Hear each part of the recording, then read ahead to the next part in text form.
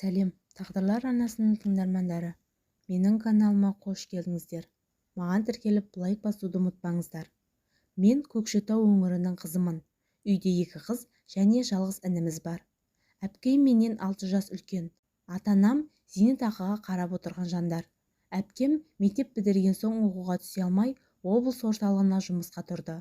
Жұмысы сатушы. Кейіннен Қарағанды жаққа тұрмысқа шықты. Ал мен болсам оқуымды бітіріп, Көкшетау қаласына жоғары оқу орнына студент болып қабылдандым. Әпкем Қарлыға жездеммен мінездері келіспей, 2 жылдан соң ажырасып қайтып келді. Жездем жаман жан емес сияқты еді, бірақ әпкеме бір жақпай-ақ қойды. Үнемі көңілі толмай есі шықты. Ақыры бір баласын жетектеп ауылға қайтып келді. Ата-анам іште көңілдері түссе де үнсіз қабылдады. Ұлын бауырларына басты. Әпкем ұлын ата-анамның қамқорлығына тастап, Көкшетау қаласына кетті. Ол кезде мен 2-ші курсқа аяқ басқан кезім еді. Көкшетаудағы тағы бір шағын дүкенге сатушы болып кірді. Мен жатақханада, ол қыздармен пәтер жалдап тұрды. Анда-санда пәтеріне барып та тұрдым. Қасында өзі сияқты тұрмыста болған қыздармен тұрады екен. Әңгімелер жарасып, кафеге барып қыдырғыш болып кеткендей. Үйлеріне барсам, Қарлыға мені тезірек кеткенімді қалап тұратын сияқты болып көрінетін.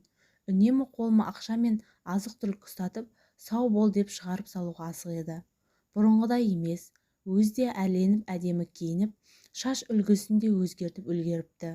Ұлын ұмытқан, тіпті ата-анама анда-санда ғана хабарласады. Бар көмегі дүкеннен бір сөмке тәттілер жіберіп отырады екен. Осылайша мен 3-ші курсқа келдім. Қарлыға өміріне де үйренгенбіз.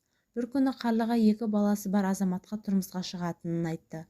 Әйелі қайтыс болған, балалары ержетіп кеткен.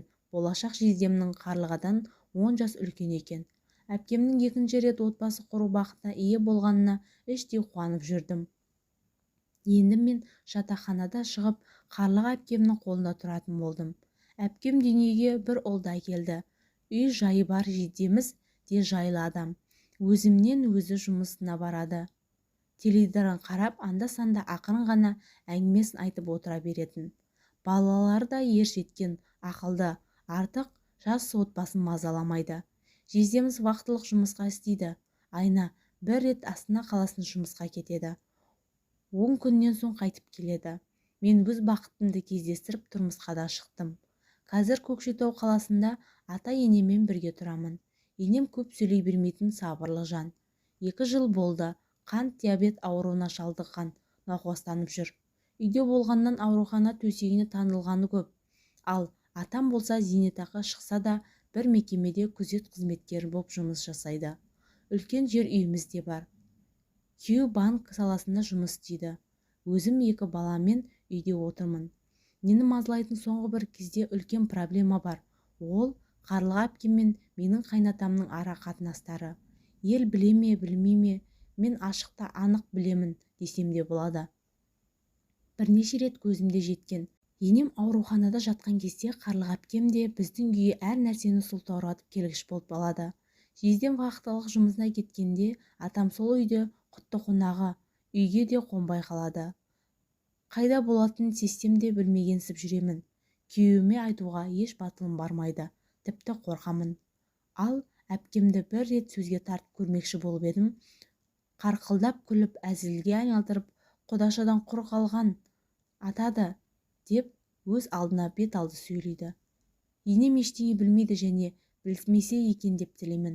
Әпкемнің қылығын бір күні әшкере болса, отбасымыз орайындай болама деп те қорқамын. Үйге келгенде Қарлыға атама батылданып сөйлегенін көргенде жерге кіре кетердей боламын. Бар жоқтысын киіп, түлкі құсап бұраңдап, шолжаңдап, құтты мода көрсетуге келгендей сылқылдап үйде сағаттап отырып алатынын қайтерсіз.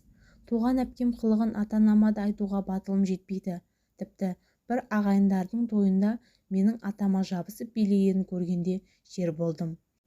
Жездемді адам құрлы көрмейді, жасқанбайды да. Арасында өтірік күліп, алдай салғанын көргенде өз әпкем қылығына жеркеніп те кетемін. Егер бір әңгіме бастасам, ертең өзімді кінәлі қылып шықпасына кім кепіл. Олардың бәрін күтуге боларды. Ағайын туыс, ел жұрт соқыр емес қой. Бір күні шындық беті ашылса не істемекпін?